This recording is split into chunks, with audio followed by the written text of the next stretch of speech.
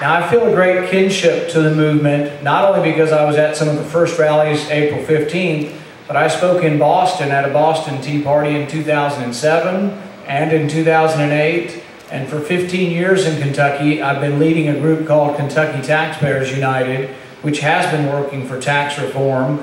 We've raided the state legislature. We've been involved. But now as this campaign has moved forward, and I've shown an affinity for the movement and been part of the movement, now we get a lot of national interviews talking about the Tea Party movement. We had one from a network, and I won't mention which network, but they were a network that's not real sympathetic to the Tea Party. And they asked me over and over again, who are these angry people? Why are you so angry? What is all this anger about? And I said, that's not the description. I said, it's the wrong modifier. It's the wrong word. I said, if you have to have a word, it's worry. It might be frustration. It might be discontent, but it's mostly worry. I say the people I talk to, you don't see steam coming out of their ears. They're not crazy people. They're people who are worried about the future of the country.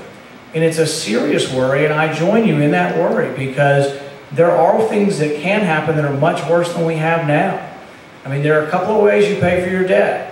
You can pay for it by taxing people, but most of us think we're taxed enough already.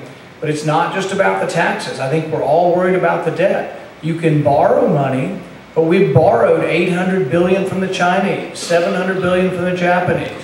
We won the Cold War, and yet we owe the Russians now $147 billion. The list goes on and on. For goodness sakes, we owe Mexico $22 billion. The list goes on and on and on. Where we were once a great nation that exported goods, now our #1 export is our debt. A great country cannot last forever when your #1 export is your debt.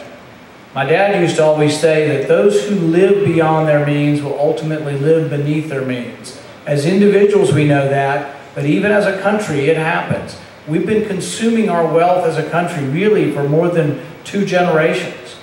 And when I say it didn't start with President Obama, I'll admit he's been a big recruiting tool for us. He's made it a lot worse. He's accelerated the debt formation, but it didn't start with him. And it's important to say that over and over again because it's a bigger problem than that. One gentleman here earlier asked me when did it start or when do I think it started. I think it started maybe 1936, 1937. Most of the early New Deal programs were brought into place and were struck down by the Supreme Court as unconstitutional. They finally started getting them in place after FDR had been there 6 or 7 years because he appointed he tried to stack the court and that didn't work, but then he had finally stayed in power long enough that he had appointed 8 out of 9 justices and they started saying, okay, it's fine to do that. Now some say, oh, that's just remote history, it doesn't make any difference, it doesn't mean anything. Well, it does mean something because the justification they had in 1936 is the same justification they're using now for big government. It all goes through what they call the Commerce Clause. Everything is legal for the federal government to do because they have the right to regulate interstate commerce. But it's ridiculous how these rulings came down.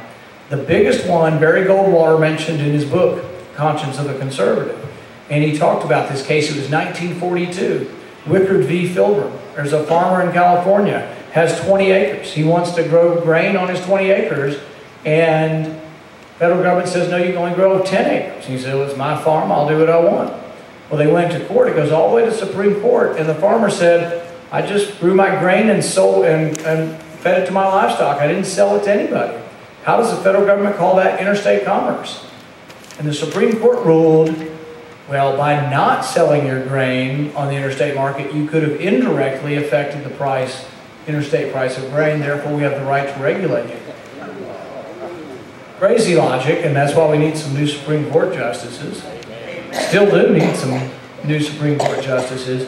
But from 1936 to 1995, not one law was struck down by the Supreme Court. And during that period of time, you had an expansive growth of government, but everything was justified by the Commerce Clause. Now, why is this important? Fast forward to this year, we're debating health care, and they asked Nancy Pelosi, her eyes get this big, and she says, well, what is the justification, the constitutional authority for this federal takeover? And she says, the Commerce Clause. You know, they finally spit out that it's a Commerce Clause, but they usually don't even think of any justification. In fact, Judge Napolitano the other day asked Representative Clyburn, and he said, where do you get the justification for this healthcare takeover? And he said, well, most of the things we do up here have no constitutional authority. We need to obey the Constitution. There's a congressman from Georgia who's a physician like myself, and I like what he has to say about it. He says when legislation comes before him, he has a stepwise process he looks at. He asks, is it moral? Is it constitutional? Before he ever gets to, is it practical, and do we have the money for it? But that's a sort of his three-step test that he goes through with every piece of legislation. But it's a scary situation up there, because where we were once a constitutional republic, I think we now live in more of a democracy. People say, oh, isn't that good? Aren't we fighting war for democracy? Well, no, we have a constitutional republic, and there's a big difference. Jefferson said that democracy is nothing more than mob rule, where 51% of the people get to decide the rights of everyone else. We don't want that. We don't want 51% of the people to tell us the Second Amendment doesn't apply to gun ownership and we can't own a gun. We don't want 51% of the people to be able to say the First Amendment doesn't apply. You can't freely practice your religion as you see fit because the majority disagrees with you. We don't want to live under majority rule. We want to live under constitutional rule. If we did, we'd balance the budget every year. But we've gotten so far away from it, we are just getting further and further into debt. I think it's a system. It's a system of pork barrel spending that does this, and it's on both sides. You've got people that have been there 50 years. Robert Byrd's been there 50 years in West Virginia, and they've paved every inch of West Virginia. He needs to come home. We need term limits.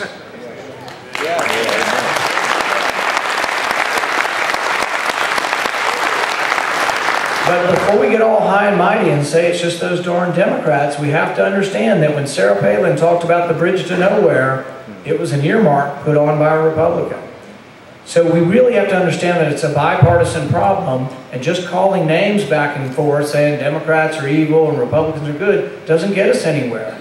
Now, it doesn't mean we can't be issue-oriented and be partisan for our issues, but I think people don't want empty partisanship where it's just yelling back and forth Republicans against Democrats. We want to try to fix the system. So I think we can fix some of it with term limits, but I think we also should just force them to balance the budget by law. There's no reason we can't do that. You look at any poll, 80% of people are for a balanced budget amendment. I grew up working in politics with my family and things in the Republican Party. Everybody's always been for a balanced budget amendment, but it's kind of like Mark Twain said about the weather. Everybody's talking about it, but nobody's doing anything about it. We need to elect people who will fight for these things. We don't want someone who's just a rubber stamp for a political party. We want someone who will fight to reform our country, to bring it back to its constitutional basis, to balance the budget, to cut the spending, and it's going to take someone with some guts to do that. I tell people I'm not afraid not to be elected, you know, and I think that's important. So many of them want it so bad that they will pander or do anything. They will come to Louisville and they will tell you, yeah, I'll cut your taxes, and you love them, but then in the next breath they'll say, and I'll also bring you that federal building, that $100 million building downtown. I'll bring it for you. But that's an easy way out, but it doesn't answer the question, where's the money come from? If you're going to have cash for clunkers, where's the cash coming from? It's got to come from somewhere. Borrow. But you know, if we can't borrow it, the other way they do is print it. And that's dangerous to us also. And that's going on with the Federal Reserve printing massive amounts of money and basically stealing your savings. Because everything you have in savings that's in dollars is being stolen through inflation. I think we have to do something. If I'm elected, every appropriation bill that comes before me, I will attempt to amend it to reduce it by whatever it takes to balance the budget. May not win at first, but I will make a lot of noise trying to amend it. I've said I will not vote for any budget that's not balanced, Republican or Democrat. It's going to take some of that getting beyond the partisanship, but still maintaining our values to get something done. I'm very appreciative of being part of the Tea Party movement. I thank you very much for inviting me today, and I'll be happy to do question and answers at this point, but thank you very much.